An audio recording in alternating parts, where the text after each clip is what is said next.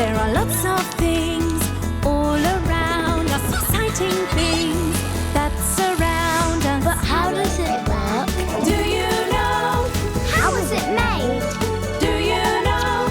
Things that go up, things that go down, things that go pop, things that go round, with special cameras to show you inside.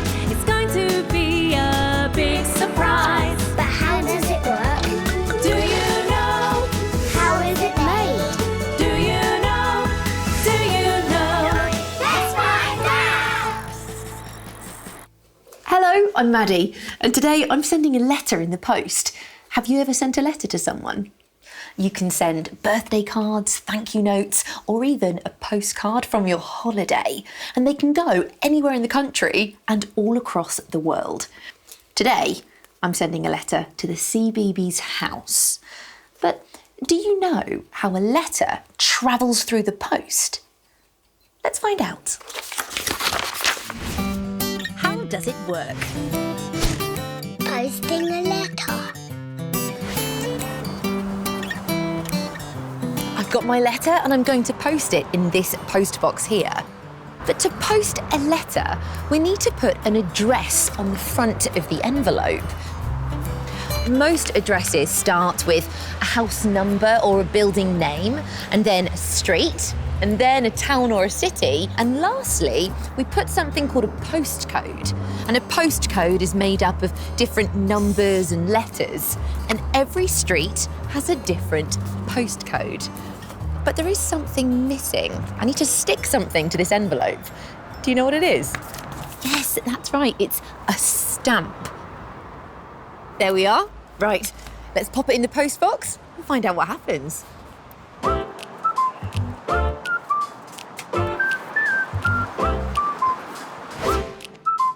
At the same time every day, the postman or postwoman collects all the letters and cards from the post box and takes them to a place called the sorting office. Thousands of letters arrive here every single day in these red bags to be sorted. All of the letters go into this machine. It's called an integrated mail processing machine, or IMP for short. And the machine sorts the letters. Look, you can see my letter. There it goes. The letters fall into this spinning drum, and inside they get separated into different sizes. When the letters have made it out of the drum, they travel along these belts until they get here, and then they whiz off further down the line. The letters are sorted as they zoom along all these moving belts. They're really fast and really noisy. It's a bit like the letters are on a roller coaster ride. But to find out how the IMP machine sorts the letters, I think we need to take a closer look. When the letter goes into the IMP machine, it can tell which way up the letter is, because the stamp is always on the top right-hand corner. If it's upside down, it turns it the right way round. All stamps have invisible strips of special ink on them, called phosphor ink. There are 2 strips for a first-class stamp and 1 strip for a second-class stamp. The machine has a light inside called an ultraviolet light. The ultraviolet light can tell which stamp it is by counting how many strips it has. The letter then passes under a camera, which reads the address and the postcode. The machine turns the address and postcode into a number and prints it as a series of lines on the envelope. This is called a plan code. The plan code is what's used by all the other machines on the letter's journey to get it to the right place. So, I thought I could show you what the IMP machine sees by using my special ultraviolet light. And the ultraviolet light will let us see the phosphor ink stripes on the stamps. Should we take a look? Ready? Wow, look at that! We can see 2 stripes either side of the first class stamp and 1 stripe in the middle of the second class stamp. first-class letters will arrive more quickly than second-class letters.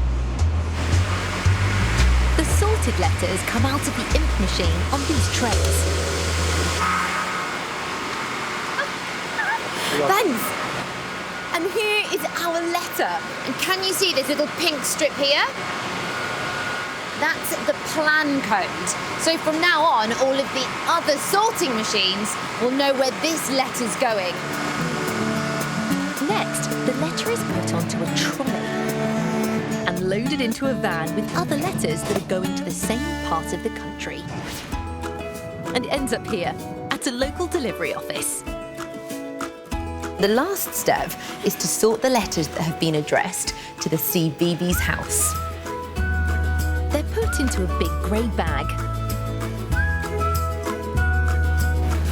And now the letters are off to the CBeebies house. Let's go and see. Postman Pat has delivered the post. Shall we take a look?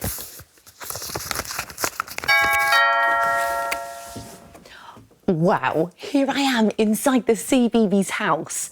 Oh, Rebecca, you got my letter. Yes, thank you, Maddie. It's arrived safe and sound. Oh, we've been finding out how posting a letter works. I can't wait to find out all about it. It was brilliant.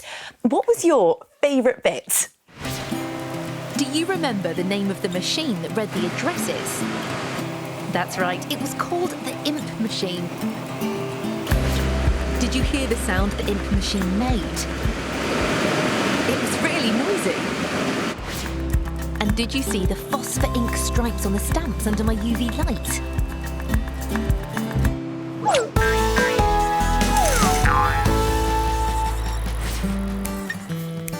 To write a letter, we need to use a pencil or a pen. But if we want to make a picture, then we need some colour. And we can use paint, crayons, felt tip pens. I like to use colouring pencils. But do you know how colouring pencils are made? Let's find out. How is it made? Colouring pencil. Colouring pencils are made here, in a pencil factory. This factory makes 100 million pencils every year. That's enough to fill 5 double-decker buses. Most coloured pencils are made with wood on the outside, and on the inside, running all the way through the middle, is the colour for colouring. And here they call that the core, a little bit like an apple core. The core of all coloured pencils starts out with a material called clay. And here, the clay looks like a white powder. But to turn this into a brightly coloured core, we need something else. We need something called pigment. And pigment is a brightly coloured powder that gives colouring pencils their colour. Looks something like this.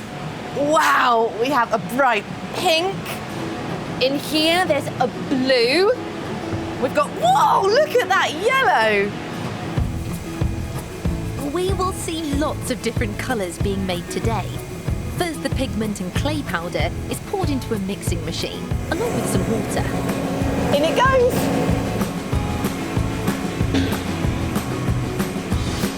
The machine mixes the water and powders together and then dries it all out until it becomes a crumbly mixture.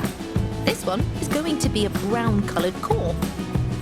Finally, to make the core, the mixture is poured into a machine called a billeting machine. Inside this part of the machine is a huge plunger that rises up from out of the ground and squashes together all of that dried mixture at the top into a cylinder shape. Look, here it comes. Wow. All of the mixture has been squashed together to make a giant core. But we don't need a pencil that big, do we? So the cores are put into a machine called an extruder. Now it's making white cores. The large block of white is going to get pushed through this small hole to make much thinner sticks. You ready?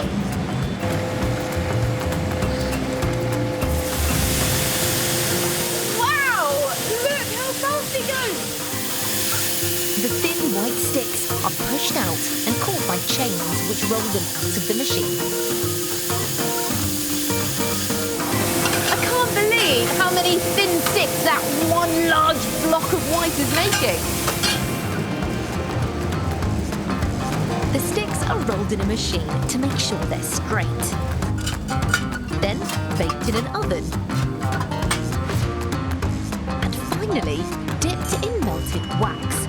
These ones will make blue cores. The coloured cores soak in the wax for 3 hours, and this will make the pencils much stronger and smoother to colour with.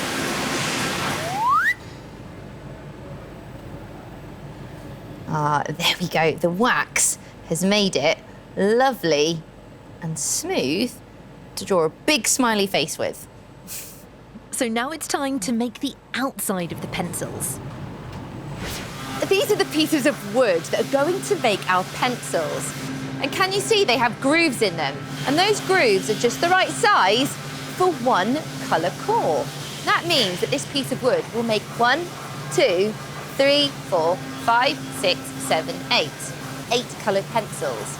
And then the other piece of wood just sits on top like that. So we kind of make a coloured pencil sandwich. The pieces of wood go into a colour-filling machine where these yellow-coloured cores are slotted into place and fixed with glue. And lastly, the second piece of wood is stuck on top, making our coloured core sandwich. It's brilliant!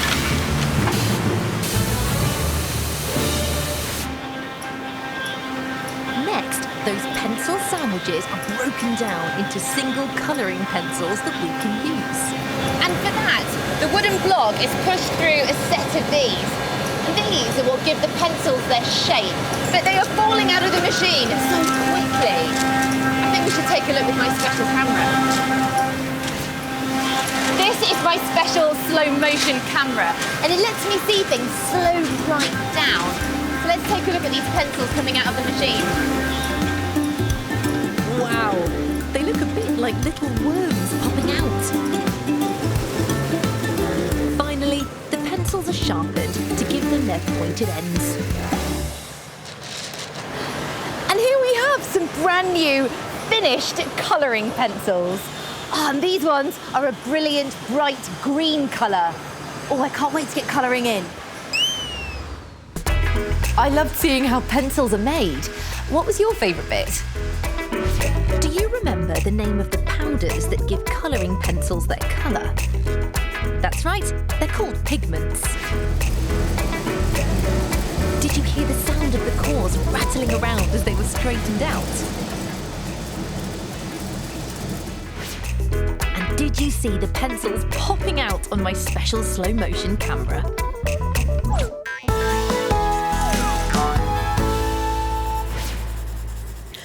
So the next time you draw a picture with colouring pencils, you'll know how they were made. And if you send a letter or one arrives in the post, you know how posting a letter works.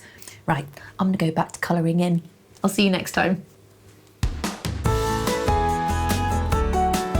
There are lots of things